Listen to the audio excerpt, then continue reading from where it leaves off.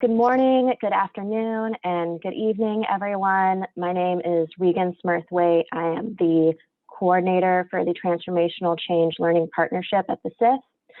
At this point, we're going to get started because we have a packed schedule for you all, and we want to have as much discussion time to talk about this engaging material later in the presentation.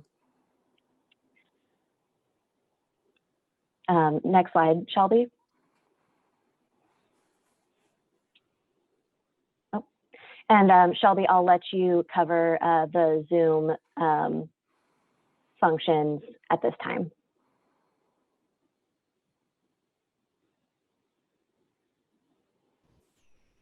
Apologies, I was on mute.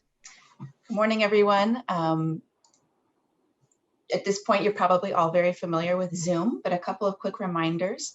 You can rename yourself by hovering over your name in the participant list to include your affiliation for anyone who may not know you. Please have your microphone on mute during the presentations, unless you are sharing.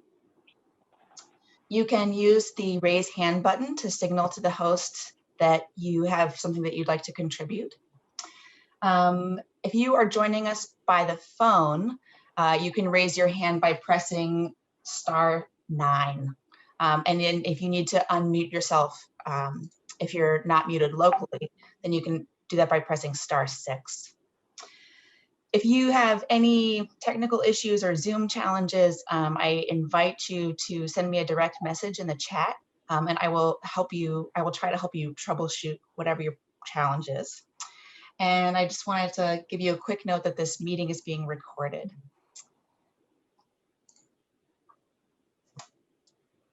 Back to you, Regan. Yes. Great, thank you, Shelby. Next slide.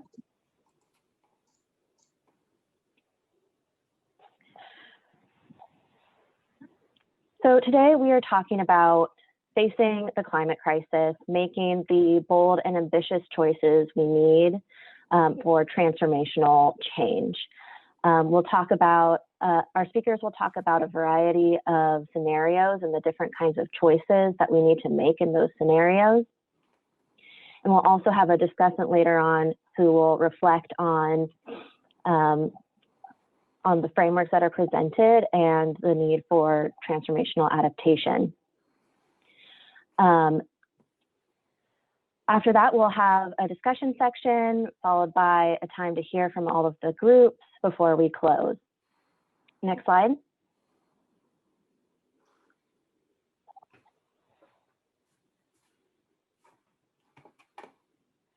At this point, I'd like to invite Mafalda Duarte to speak. Mafalda is the CEO of the Climate Investment Fund. Since assuming her position in 2014, Mafalda has implemented a pioneering vision centered on blazing new paths in leadership and learning and scaled climate action. Under her leadership, SIF has developed new programs and investment vehicles to rapidly help drive up global ambition on climate. At this time, I'd like to welcome Mafalda to give some opening comments. Thank you, Mafalda. Thank you, Regan, and pleasure being here with all of you today in this very provocative webinar. I think the title speaks for itself, bold choices, ambition, which is exactly what is needed. It is my pleasure to be with you all today. I wasn't expecting this introduction from Regan, but thank you for that. I mean, we all know that if we think that the COVID-19 crisis is a very significant crisis, I think those of us that are aware and concerned about the climate crisis, we know that this COVID-19 crisis may be just a taster of what's to come. And the difference between, a COVID-19 crisis or a pandemic crisis and the climate crisis is that the pandemic can be a one-off, and then, societies and economies recover. It takes time, but they can recover. The climate crisis, when we reach certain tipping points, there are impacts that are already irreversible, and we will have others that will be irreversible as well. So we really need to take meaningful steps and make these bold choices and decisions now to avoid not locking in further irreversible impacts. Work by many of us, probably most of you today in this webinar, we have made some progress. I mean, we started off with the climate investment funds in 2008, at the time when, you know, certain investment decisions were not conceivable, and we were in the midst of a financial crisis as well. And we have come some way.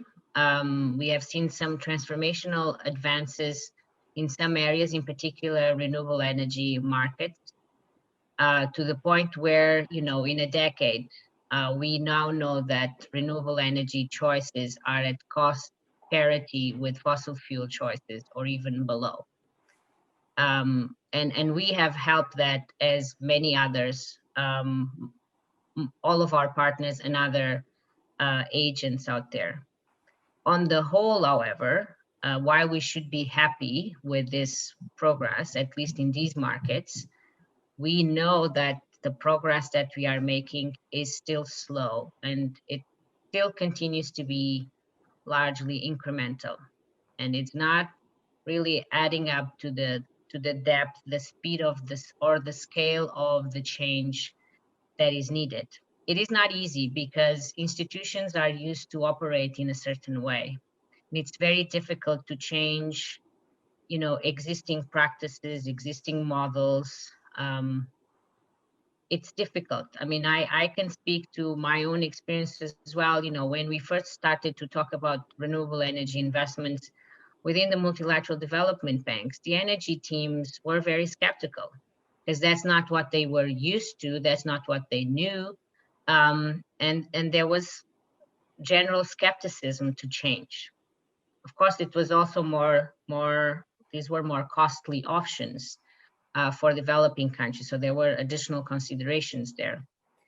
But you know, the key point is that while this is not easy, change is not easy in general for us and for institutions, but that is precisely what is needed at this point in time.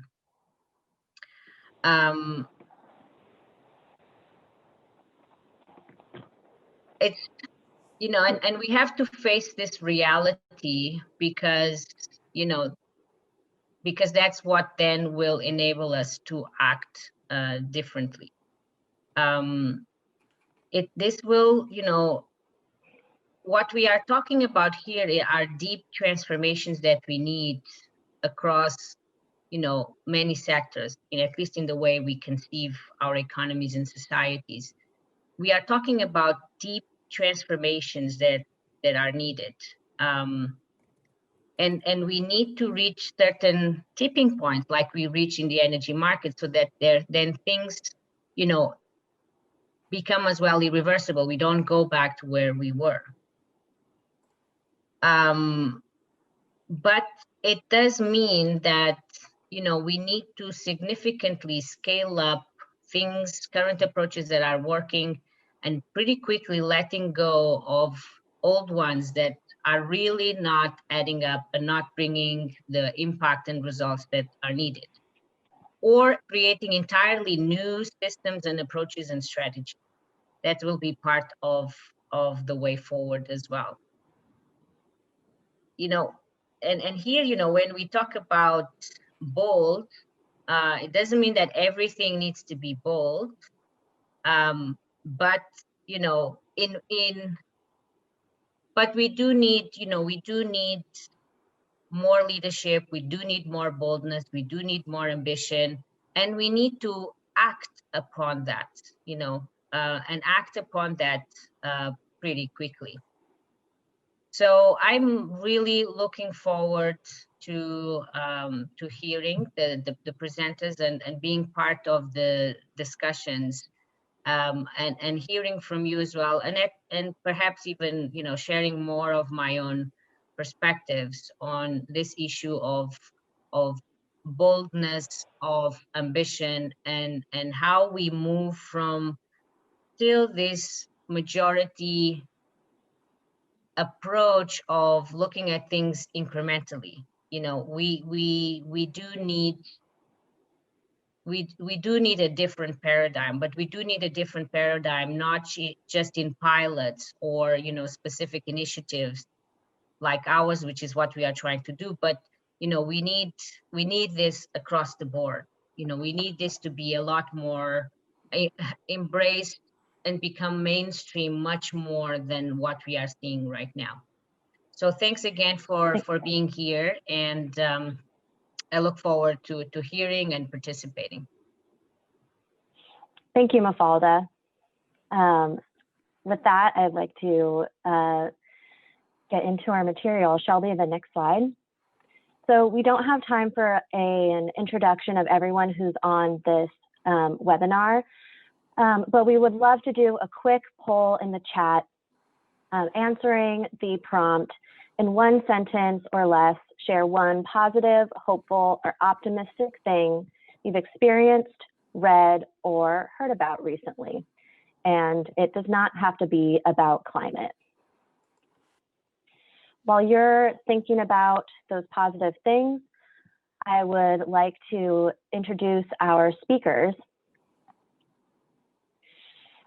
Our speakers are Susanna Fisher, who is a researcher and independent consultant specializing in climate adaptation and resilience.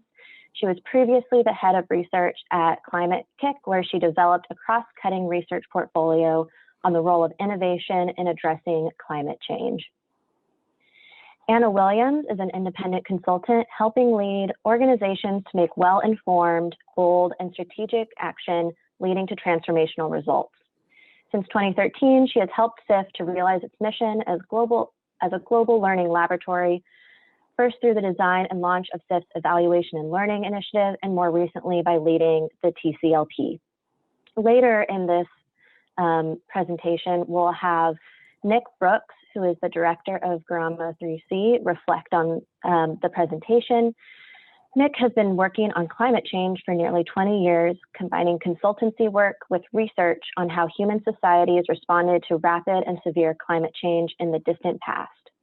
Nick has worked on transformational adaptation issues in the context of development programs and has written about the topic in context as diverse as prehistoric Sahara and modern day Kenya.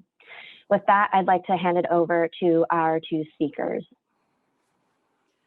Thanks, Regan, and thank you, Mafalda.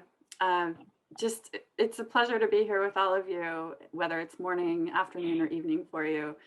And you know, I thought it would be helpful. You can go to the next slide too, Shelby. I thought it might be helpful to actually think about why we're doing this, why Susanna and I also decided to engage in this conversation with each other and with you, because I had a common understanding that things need to change.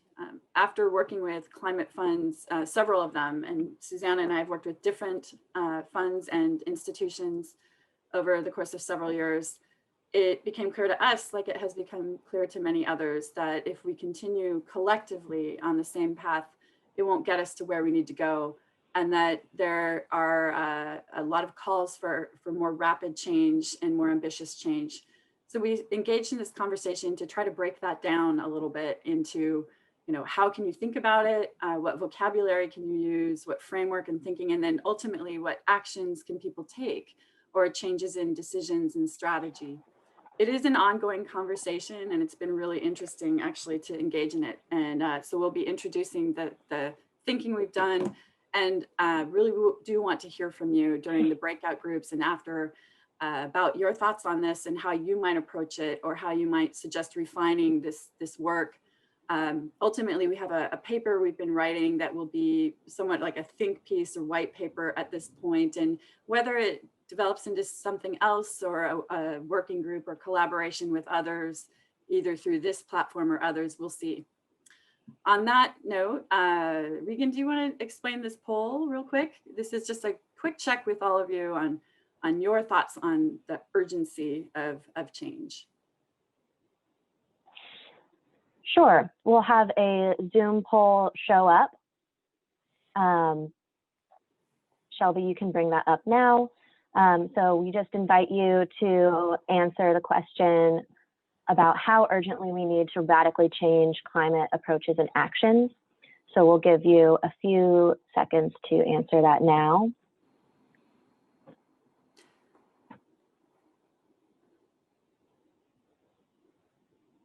And it's really great to see the positive, like optimistic or otherwise something positive observations in the chat. I'd say keep them coming. It's been nice to read those as they're coming in. And there we go. Great.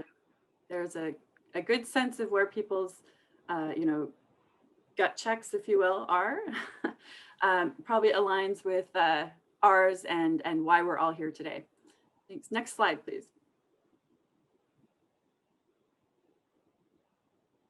So I don't think we'll dwell on this slide or maybe the next or the next. There are a few contextual realities that we're aware of, including hitting the tipping point of over 400 parts per million of carbon dioxide in the atmosphere, and some other pretty severe trends that have been materializing and surfacing this year. I mean, there has been some recent good news about trying to meet Paris commitments and stay within a 2.1 degree, I believe, Celsius temperature increase, but there's no guarantee of any of the above, and all signs really do indicate that we're losing this battle. So next slide.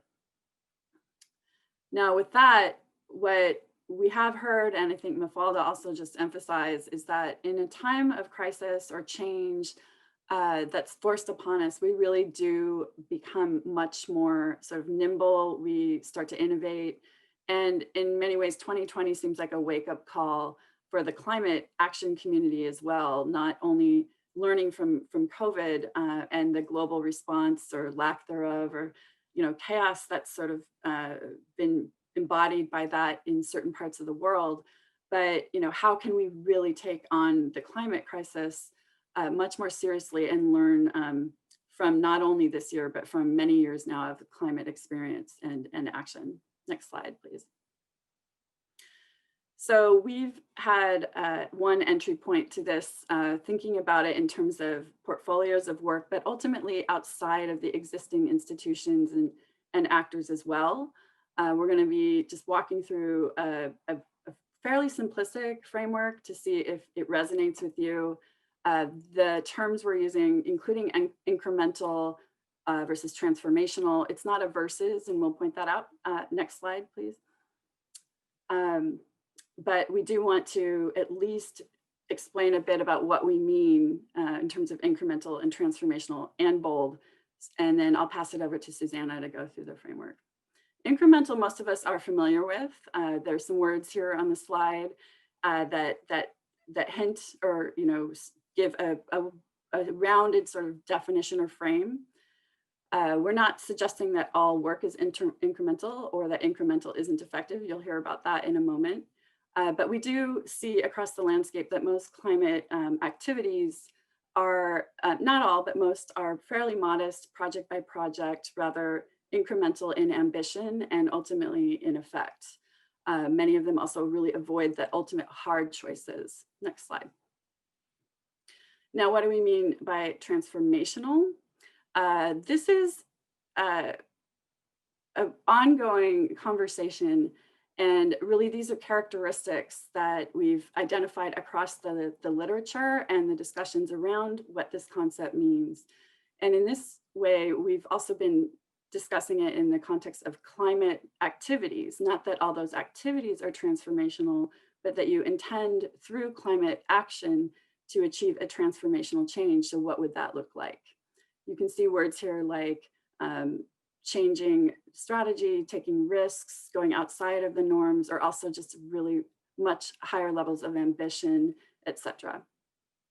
Here is a working definition that's in progress actually this month, because we're updating it through the Transformational Change Learning Partnership on what transformational change in climate action. So the actions you would take to try to support transformation. And as many of you know, we've been working with a framework of 4 dimensions that then embody that transformational change result if they're all present and active at some level simultaneously. Next slide. Bold. Now, why is bold coming into this? This is also not set in stone, may not be the best word for all contexts. But on the top here are very basic definitions from Oxford, Cambridge dictionaries, Merriam-Webster, what this term means. And the more that we thought about it, the more it applies to the change that we see in at least a subset of the world of climate action. It does mean, being courageous in light of danger or fear, taking risks, and usually going outside of current practices, norms, or values. We also think that sometimes inside the current practices and paradigms, bold applies without totally reinventing. I put the picture of Greta up here because she's been very bold and has been a clear leader. She's also had death threats against her. Sometimes bold leadership doesn't always come as a pretty package and does not make everyone really, it can divide people into dividing lines, and it has other consequences, or it can. Next slide. This is just one very simplistic diagram that we tried to convey that not all bold action is transformational, and not all incremental action is not bold or transformational, but there is a nexus that we're trying to hone in on here, where in order to achieve transformational change, and in whether it's mitigation, adaptation, or other very closely related climate issues and sectors, we do need to get from the places we are to a more transformational action point and tipping point of impact. Next slide. And with that, I'm going to hand it to Susanna and over to you for explaining the scenarios we've come up with. Thanks, Anna. So you might be asking yourselves, why are we using this concept bold? And how do we think it links incremental change with transformational change? And for us, it's been one way about thinking about making that bridge. So recognizing that we might be at the moment on some more incremental pathways, and that's something we can discuss later.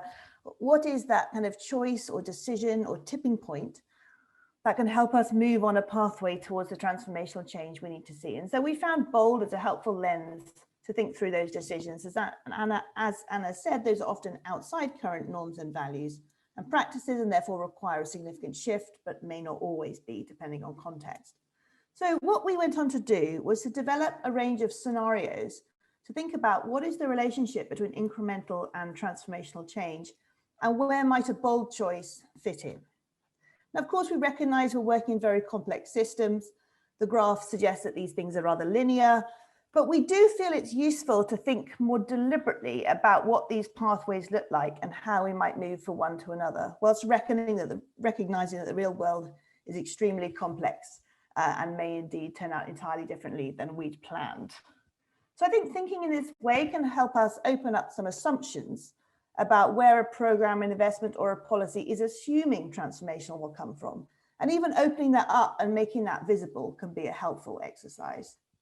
So from our analysis, we see these kinds of ideas and theories as being largely implicit in many programs and investments so far. And we've identified in the different scenarios when bold choices might be needed. And I won't talk through this graph because I'm going to talk through each scenario in turn, but you can see that there are some gaps which have been highlighted by these orange circles, and that's where we see those bold choices coming in. So it's that jump between a trajectory of change moving in a positive direction in some scenarios, and then a little jump when you might make a bold or a more disruptive or an unusual choice, and then that change trajectory continuing. So, sorry, Shelby, just go back one second. So we've got 4 scenarios on the graph, but I think I should just say at the beginning that there is a scenario 0 is that incremental change will lead to the change we need to see. And I think, as Anna said, it's important that we don't rush in saying bold is everything, or transformational change is everything, that there are perhaps a range of scenarios where small changes that we make over time will be sufficient to make the changes that we need to see. Okay, Shelby, good to go. Right, great. Okay, so the first scenario is that stepwise incremental change is going to be sufficient. So implicit here is that as we build up with a series of small changes that build on each other kind of logically and on the foundations that have been laid before, that we will experience either a tipping point or an aggregation or a pushing of levers across systems that will enable the transformational change we need to see to happen. So there's no need for a particular sudden moment of shift or bold choice, because it'll be that kind of more gradual process of building up over time. An example might be building the resilience of households to moderate climate risks through increasing capacity and improved techniques. So it's supporting them to continue in a particular way of livelihood in a particular location without a need for a particular shift or choice. Okay, next slide, Shelby, thanks. So the second scenario is about ratcheting up. So it's the fact that we might make a series of changes that lead us on a change pathway towards transformational, but they gradually tail off in terms of the positive benefits. And we need to make a kind of little jump up or a step to find something new, to find the next ratchet that will take us up. And it's a process of ratcheting up through a series of pathways that could ultimately lead us to transformational change. An example might be innovation in, for example, renewable energy, where you would have a series of innovations that develop the technology or the enabling environment or the market. And then at each point, as you start to achieve change, you need to just push yourself a little further to keep moving towards a transformational outcome. Next one, Shelby, thanks. Okay, so the third scenario is a little bit more dramatic. It's where we're suggesting that incremental change is not sufficient, and we need to make a bold choice to enable transformational change at the ambition, the scale, and the urgency that we need. So this has often been associated in the adaptation resilience work with this idea of limits to adaptation, that you might support a community kind of incrementally over time at a particular location, but then it might become apparent that that location is actually just not going to be safe, or is in fact leading them to a variety of other consequences. And so you have to make a more kind of discontinuous or non-linear decision to move them away, for example, to a new location. Or it might be investing in a major new unproven technology, which seems to be a really big break from things that have gone before. And these choices often need to be anticipatory. So we need to make them in advance on the kind of evidence that we have to avoid those changes tailing off. And that into scenario 4, which is that tailing off. So I think there are some scenarios where incremental change will initially start positive change over time, but there's a risk that it delays, disrupts, or prevents transformation. And this is really where we see that bold choices would have been needed to avoid this scenario. So again, I draw my examples very much from adaptation because that's kind of my background, but this might be where we see increasing risk through maladaptation. So for example, if you're supporting a city to continue to be in a location behind a seawall, but increasingly as storm surges increase, there are salination issues, the life there becomes untenable, then the positive change starts to tail off. So there are these possibility of scenarios where we don't make these choices and we start to see a kind of reversal or a backtrack in the changes that we need to see.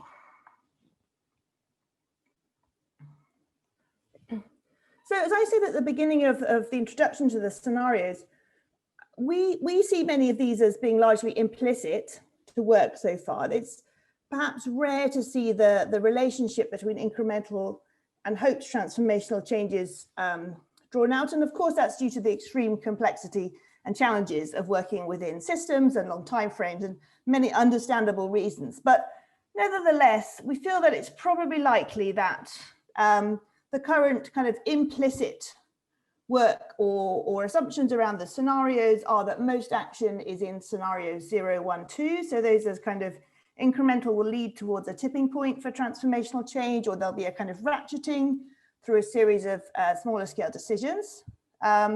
With the bold and the delaying transformational change segments being much smaller. But we're asking ourselves, and through conversations with others, we're really wondering if it could that bold choices are needed now, and there's a much larger portion of the work that we're seeing. And potentially there's also a larger portion there in scenario 4 around incremental change that may lead to adverse outcomes. Yes, great. But of course, as we want to emphasize, policymakers, investors, and other decision makers need to be strategic to make those bolder choices in a targeted set of situations, because they can encounter fear and risk. They can encounter resistance. There may be implementation challenges. So we need to ask ourselves quite strategically, in what situations should we work past these challenges, recognizing perhaps the initial inertia to make that broader shift to the transformational change we need to see. And that's while recognizing that, bold or not, decisions often need to be made in an environment of uncertainty. We won't know whether it's the right moment or the right sector to move, but we'll have to make those decisions anyway. And doing nothing is also a bold and a dangerous choice. So when do we need these bold choices? So we need them when current approaches are clearly too incremental, that we can't remove entrenched barriers that are holding back change, that we need order of magnitude shifts that might be against current norms, for example, around scaling, when the current approach is no longer cost effective or optimal, they don't meet the needs of the powerless. So we need to make really much deeper considerations around equity, justice, and sustainable development, or if we're hitting natural, technical, or other hard limits or thresholds.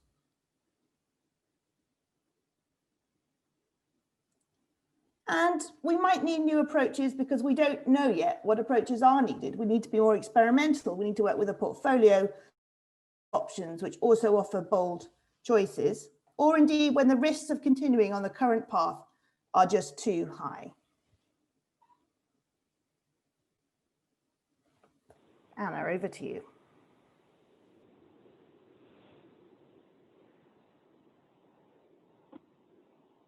Anna, you're on mute, and Yep. we've got about There we go.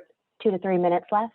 Yeah, that'll work. Yep. Thank you, Susanna. And we'll be moving to breakout group discussions here shortly. Great chat coming in too. Just a few minutes on barriers and sort of the practical realities around operationalizing this. These barriers on the screen are from SIF's original investment plans and a strategic program for climate resilience, SBCRs for the pilot PPCR program. Really just looking at the bucket that of barriers that SIF was designed around in the 70+ countries. These are pretty traditional barriers we're all familiar with, but they are not alone, and they are also not all overcome, including financing, risk, institutional capacity, et cetera. They're just a more standard list. Next slide. But what we've also come to see is that there are a whole number of barriers that have to do with how people think, psychology, norms, values, and paradigms. We haven't listed them here. There's actually quite a bit of information that's coming out in this regard. And so just to put that in a big bucket that we do, for example, discount future generations, or really do think that somebody else will probably solve the problem for us. Next slide. There is a lot of hope. I think we've seen some good news in the chat and in the actual world, real news, not even fake news. And there are so many people working toward this, whether they're next generation leaders who have a strong voice and will become empowered soon, or whether it is a whole number of institutions, including this transformative climate action image, which is from the UNFCCC. There is a wellspring of commitment and passion around this. And the question is really about what next, what to do. Next slide. We're aware that operationalizing this kind of thinking is quite difficult. Even just the term incremental, like that's not used to organize portfolios or choices. Oftentimes things will not be organized in a way that could look at these scenarios, for example, And so that's something we're thinking about, really want to ask you your thoughts on, and are trying to at least come up with some practical sort of either screening or guideline type of materials to help say, well, what do we do with this and who is we? Next slide, please. There are a set of things here that we've been working through in terms of trying to consider screening and considerations to when a bold choice might be warranted. And that can be potentially applied not only within existing structures and institutions, but by others that are really thinking about entirely new systems, approaches, et cetera. So a new paradigm of work. This is just the beginning, and these are only some of the buckets that would be potentially quite useful in this regard. Next slide. So we recognize that this is just a frontier way of thinking, that others have been doing good work on this as well. This is not the only way to look at this, and perhaps needs a number of refinements before it could be really useful. And we'd really like to ask you, through the breakout groups, your thoughts on this, and also if you were to visualize a world that is on track in terms of the climate fight, what would that look like for you? And if we had 12 months to do something that gets us from where we are now, much closer to that vision, how could that materialize? What actions and who would undertake them to get us much closer to that? Next slide. And with that, I'll pass it back over to Regan. We're going to hear from Nick Brooks as a discussant respondent. He's been engaging with us, and then we'll do the breakout groups right after that. So thank you. Thank you, Anne. Thank you, Susanna. I'm excited for the discussion later in this session. At this point, we are inviting some clarifying questions about the presentation. I'll start with one from Rob, drawing from a comment from Rob Vandenberg. In the context of the framework, how are you thinking about oppositional forces that are working to stall or prevent climate action? Do we want to take any others, or? That's the question at the moment. Okay. Susanna, do you want to take that, or do you want either way?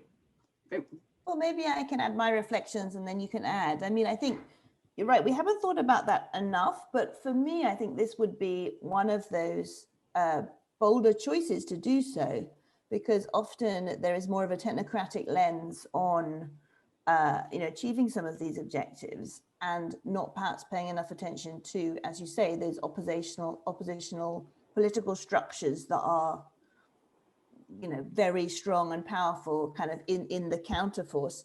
And I would consider that to be a kind of bold shift in approach to also counter those, as well as seeking to, put forward the better options. So to recognize that this is a bit of a power struggle, and to be more conscient of the kind of political economy of change. Anna, did you want to add? I think that it's a really good question, and it warrants attention, not only in this thinking and paper, but by the broader community. Absolutely, Rob, you're correct that the oppositional forces, whether they are fossil fuel subsidies or a number of perverse incentives that trickle up and down levels of society, are something that need to be addressed in order to unlock the direction and momentum that we need to go. Certainly there are legal considerations that are context dependent and sometimes sector dependent and sector specific. And I would say also empowerment considerations for those who don't have either a voice or power or the agency for self-determination that actually are the flip side of the question that are relevant. I think that'd be great for the breakout group discussion to really take forward more rather than spending more time on it right now, but it's an excellent point. Yep. Great. We'll ask one last question before moving into the reflection section from Raul Alfaro Pelico. He asked about, focusing on the risks of kind of climate inaction versus taking advantage of the opportunities of acting. Just wanted to think about, how you're framing this idea of bold.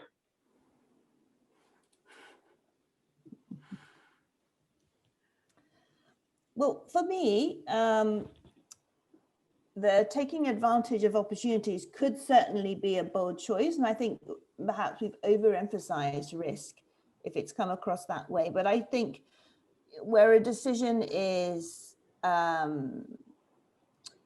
easy or follows on from existing work, and it's clear that it makes economic and social sense in the current conditions, then I would personally consider that to be a kind of a logical next step, but I wouldn't put it, for me, in the bucket of bold. But not to say that bold choices can't take advantage of opportunities. They certainly can, but I would see them as where you need to make that kind of leap of faith or kind of move beyond what a current context might support you to do. Yeah. Thank you. Mm-hmm. I think at this point, we'll move on to the reflection by Nick Brooks, who's the director of Garama 3C. Nick, please take it away and feel free to reintroduce yourself if there's anything I missed. Okay, thanks. No, I think your introduction was unwarrantedly glowing, actually, so thank you for that. So, hello, everybody, and I'm Nick Brooks, obviously, Garama 3C. And I'm going to reflect on some key aspects of the framework that's just been presented.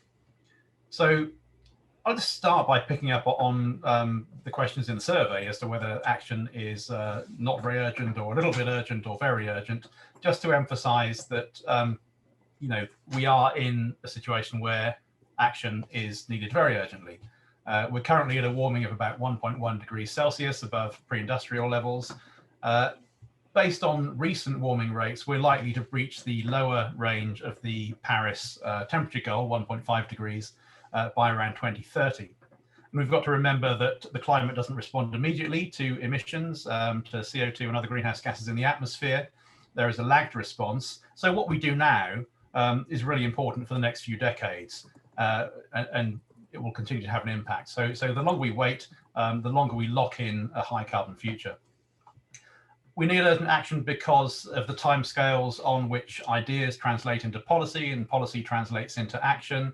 Again, we have a lot of high carbon intensive infrastructure that's nowhere near the end of its lifetime, and that is costly to retrofit and replace.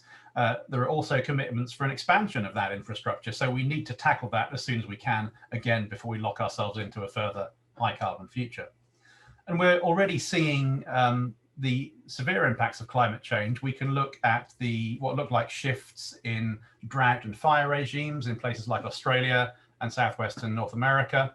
We can look at changes in Arctic ice behavior. And it seems like we're at the beginning of a series of non-linear shifts and essentially a reconfiguration of the global climate, which will be associated with a reconfiguration of the global environment. And this will have profound implications for the availability and distribution of resources on which we depend, such as water, productive and habitable land, and so on.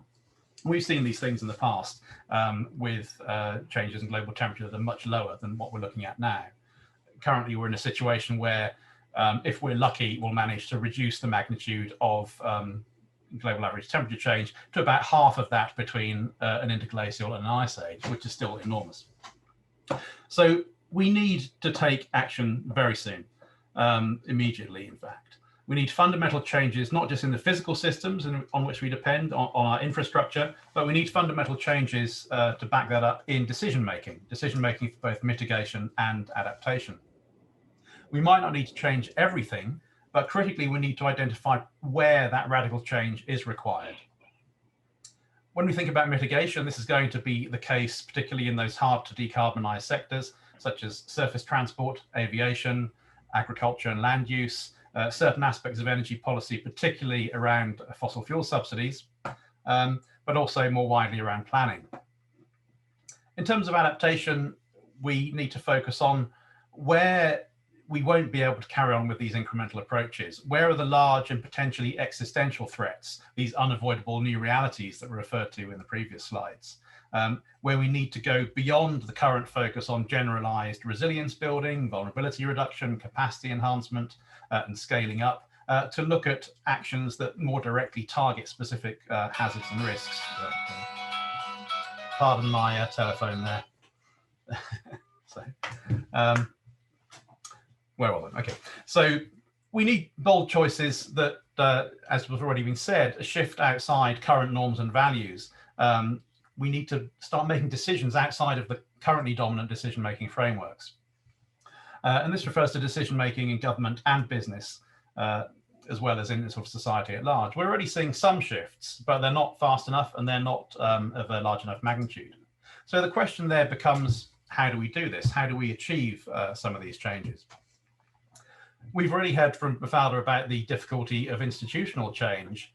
And I'd argue that what we're seeing is largely an emphasis on how institutions change from within.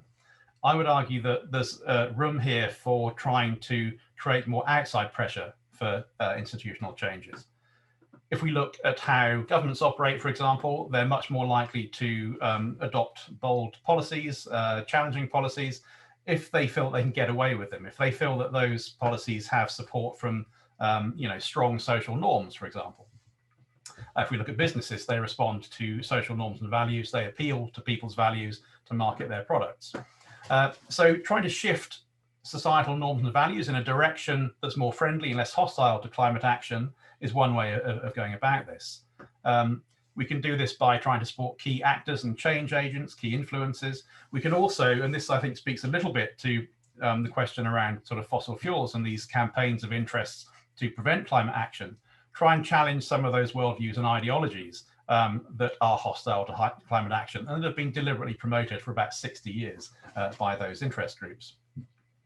But also we can go about this by trying to build awareness amongst populations at large of risks, but critically not just stopping there, combining that with developing mechanisms for enhancing their agency to influence key decision makers in government and business. Can we develop innovative ways of allowing people to exert pressure on government and business to manifest those social norms and to result in sort of external pressure to shift decision makers' behavior? And this is particularly relevant in the context of mitigation, particularly around things like fossil fuel subsidies, but these are also important issues in adaptation. So I think for adaptation, what we really need is some new frameworks for decision-making and longer-term planning under uncertainty.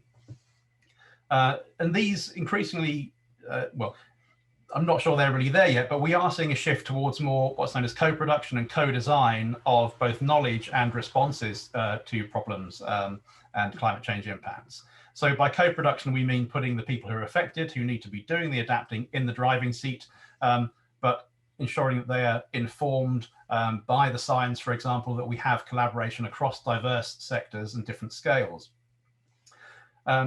And there are some emerging frameworks for transformational adaptation sort of along this line, where you have a phase of incremental adaptation while you prepare for and pilot transformational adaptation responses as you approach critical thresholds.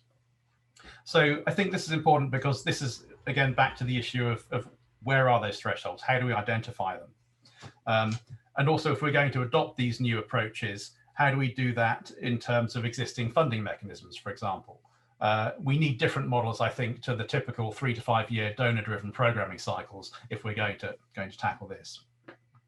So critically, we need to ask in terms of adaptation, where are these large and potentially existential risks and these adaptation limits that have been mentioned by the other speakers, where incremental approaches, resilience building, generalized capacity enhancement, and vulnerability reduction, where that isn't going to be sufficient.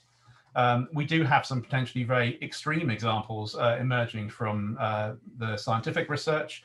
For example, we have a number of studies that talk about projections, even under relatively modest emissions trajectories, RCP 4.5, which is below the trajectory we're on at the moment, that suggest that in large parts of South Asia and Western Asia, by the 2060s or 2070s, we're going to see periods of time when we have heat and humidity combinations that are physically unsurvivable by human beings. This isn't just about you know, the most vulnerable people being at risk. This is about everybody dying if they go outside, or even if they don't, unless they have access to air conditioning and so on. So we have these types of problems coming up. It's not just that. We have issues around sea level rise, the potential for landscape shifts and climatic shifts that make areas unproductive or uninhabitable for other reasons. And the question is, how do we plan for these? Yes, we can adopt these phased responses based on co-production, but how far can this go when we're looking at you know, impacts that are actually completely hostile to human life in some contexts, again, not everywhere. And in these cases, I think Susanna also mentioned that adaptation might mean relocation, potentially very large numbers of people. So can we try and link these potential risks, which nobody's talking about because frankly, they're too challenging for most people to know how to even begin to approach them. But can we begin to link these to mechanisms like loss and damage, to compensation, to legal mechanisms based on the principle of the polluter pays? And I think if we do start doing this, then coming full circle, the emergence of these mechanisms, the threat of these mechanisms might actually serve to focus the attention of some of the people who do have the power to make decisions to shift us onto more climate-friendly trajectories and to, you know, rapidly accelerate the transitions to net zero. So thanks, Nick. Your last thought? Sure, yeah. So that's pretty much it from me. Just a few reasons for optimism. I think we are moving in the right direction. We clearly need to accelerate. And we have reasons for optimism. For example, I draw a lot of comfort from the apparent success of the climate activists around at the moment, how that's fed into the net zero agenda, the net zero commitments we're seeing, and the recent downgrading of projections of warming. But there are a lot of caveats there to do with whether countries honor their pledges, how we do the carbon accounting, the fact that they rely heavily on carbon dioxide removal from the atmosphere, and so on. So we still have an awfully long way to go, but at least we're beginning to take the right steps. That's it. Thank you. Thank you so much. All right. Thanks, everyone. We are now going to break into some discussion groups where we'll have some discussion questions. I won't read them through now. You'll have them available in your breakout groups. There'll be a facilitator who will walk you through them. And with that, I'll let us away into these breakout groups. How much time are we spending in the breakout groups, just so that people have a sense of it? You will have, oh, I'm sorry, Regan. We'll have about 25 minutes. And then we'll be coming back together with some sharing out and reflections on sort of what now. Yes, we'll then reflect. Well, we'll report out what was discussed. Okay, thanks. I'll let the facilitators also answer any additional questions about that section. Thank you. Great. Thank you, Nick, as well. Thank you. Again, thank you so much for all of the discussion. We want to make sure that everyone can hear from all of the different groups, since I'm sure there were very many different threads that were taken up in these different discussion groups. So at this point, we'll bring the facilitators of those discussion groups to say one or two points about what was discussed, and please feel free to supplement their comments in the chat. You know, we can't repeat 25 minutes of conversation in the next 10 minutes. So with that, I'd like to first invite Tim to summarize your discussion. Hi, thanks, Regan. From group one, a really interesting discussion. A lot of the focus was on power and oppositional power and shifts in power as being really core to the kind of the death of the old and the birth of the new that enables bolder change, which requires a really deep thinking and understanding of how a system works. And it was an interesting point that came up about what can't I do that I want to do, and thinking about that as a useful lens to think about the factors that compel and constrain the ability to act, and for different constituencies to make behavior change that's needed for both climate action. I'll stop there, but encourage my group to chat in any other reflections you want to share. Thanks, Tim. Joe, would you like to go?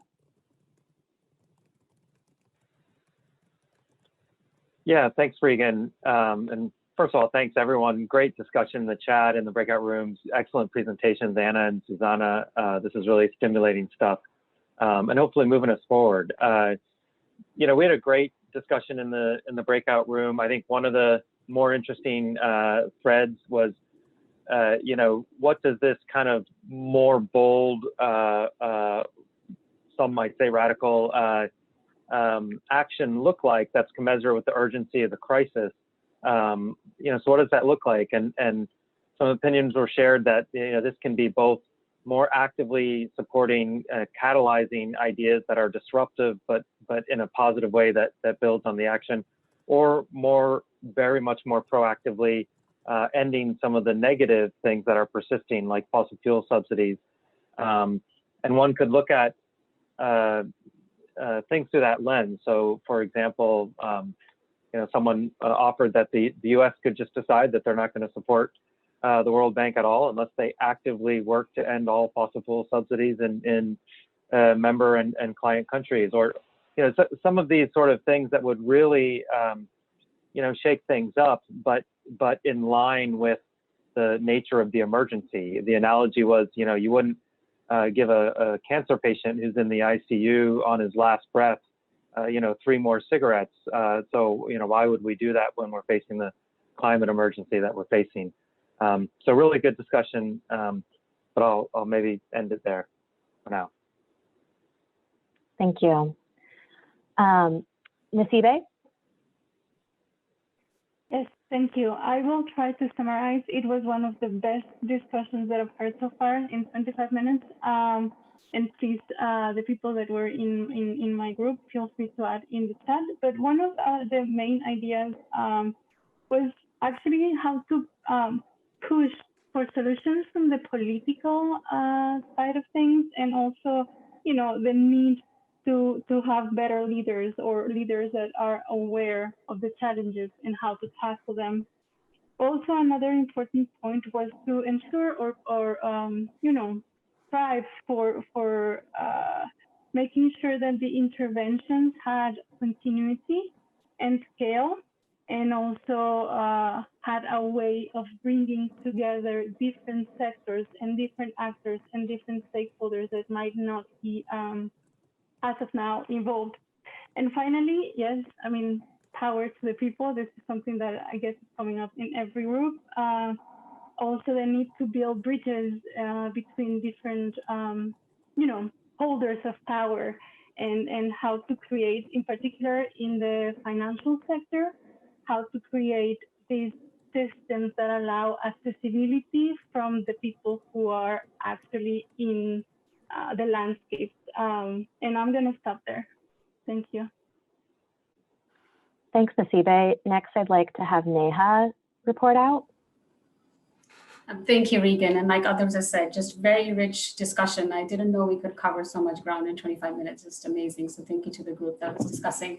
I might reflect a few on some of the things that was shared in answer to question 3, which was more about, you know, what will it take to make changes in the organizations in which we work. And some of the thoughts shared was the need for, dare I say, bold and good leadership for COP26 in bringing together countries and making more commitments.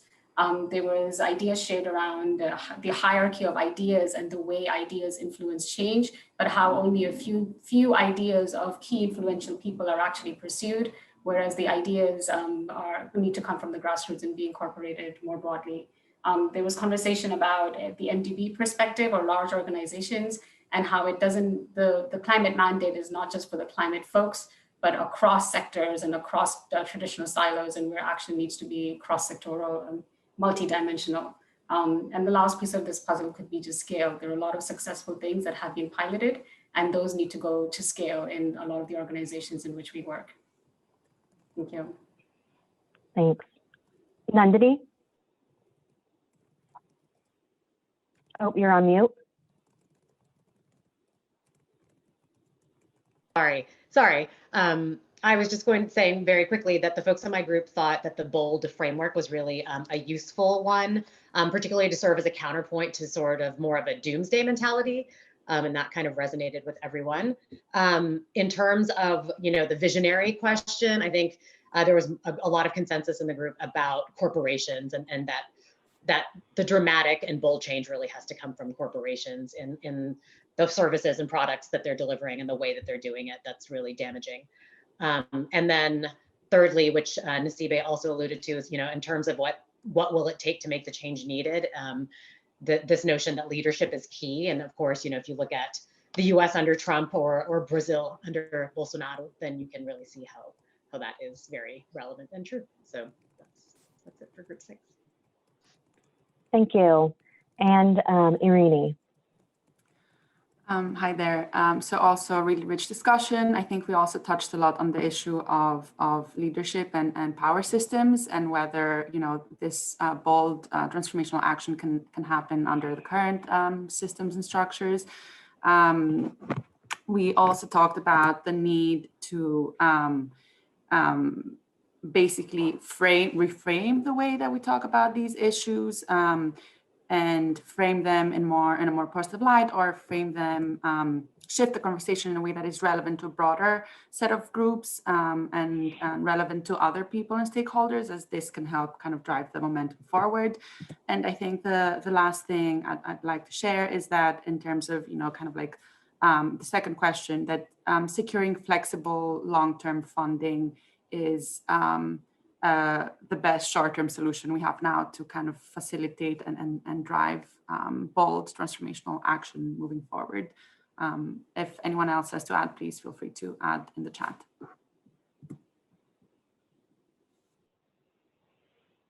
Thank you. I believe that is all of our groups.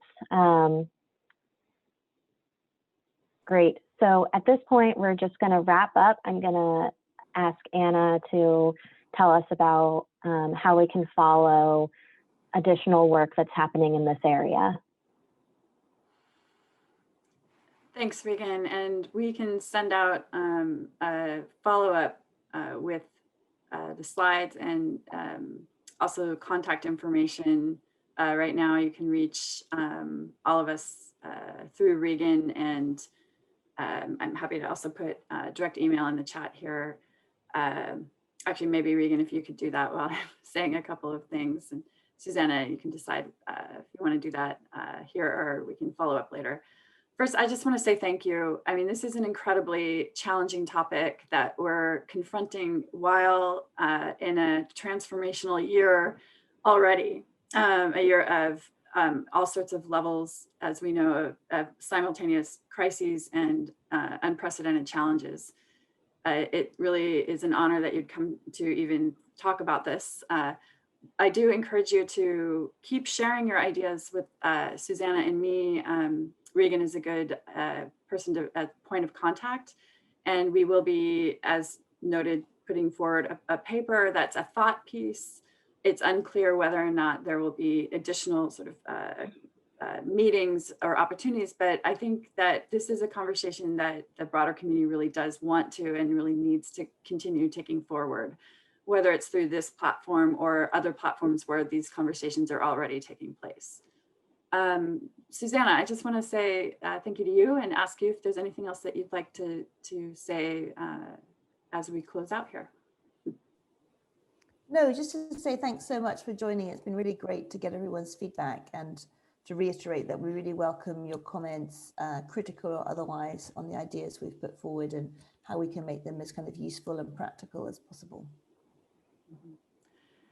And thank you to Nick also. So we've had really a good collaboration here as the thoughts have been, I don't know, I think tossed around and debated. And today, just the infusion of commitment and additional thought leadership is really, really welcome. So thanks to all of you. Regan, go ahead. Yeah. So I will, if you need to go, please, I just wanted to provide a few more comments about upcoming work that the TCLP is doing. So thank you for joining us for this conversation. Otherwise, we have a webinar coming up on December 15th with our resilience interest group on private sector engagement in resilience. And it sounds like, you know, the private sector was definitely brought up during some of the discussions. Otherwise, the rest of our interest groups will be meeting in 2021. We do have plans to continue this work and further advance understanding of transformational change in different sectors throughout 2021. If you're interested in learning more about any of our interest groups or upcoming events, you can email me, or you can see our website, which is the climateinvestmentfunds.org/TCLP. With that, I thank you all. Nick, do you want to say anything as well as before we close out?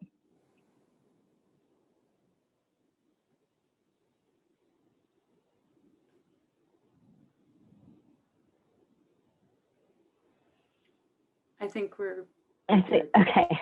All right. Thank you, everyone. And we look forward to seeing you at the next TCLP event.